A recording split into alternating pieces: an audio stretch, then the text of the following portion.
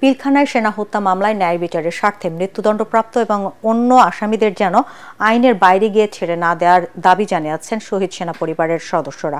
তারা বলেন, আন্তর্জাতিক অপরাধ ট্রাইব্যুনালে হত্যা মামলায় দায়েরের পর থেকে সামাজিক যোগাযোগ মাধ্যমে আওয়ামী লীগের নেতাকর্মীরা ভয়, ভীতি, হয়রানি ও হুমকি দিয়ে আসছে।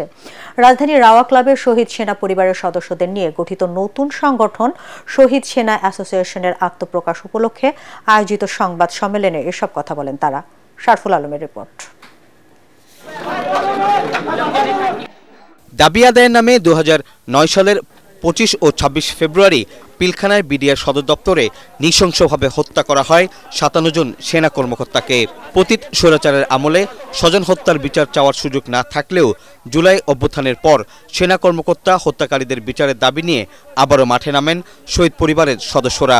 ভুক্তভোগী পরিবারের সদস্যদের উদ্যোগে নতুন সংগঠন শহীদ সেনা অ্যাসোসিয়েশনের আত্মপ্রকাশ উপলক্ষে আয়োজিত সংবাদ সম্মেলনে তারা বলেন, আন্তর্জাতিক অপরাধ ট্রাইব্যুনালে বিডিআর হত্যা মামলা দায়েরের পর থেকেই তাদের নানাভাবে ভয়ভীতি দেখানো হচ্ছে।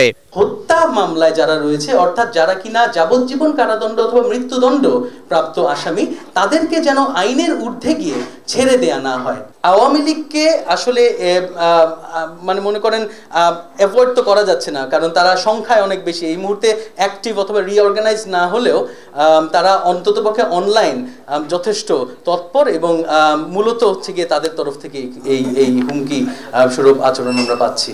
সেনা সদস্যদের হত্যাকাণ্ডের দিন 25 ফেব্রুয়ারিকে জাতীয় শহীদ সেনা দিবস হিসাবে ঘোষণার দাবি জানানো হয় সংবাদ সম্মেলনে।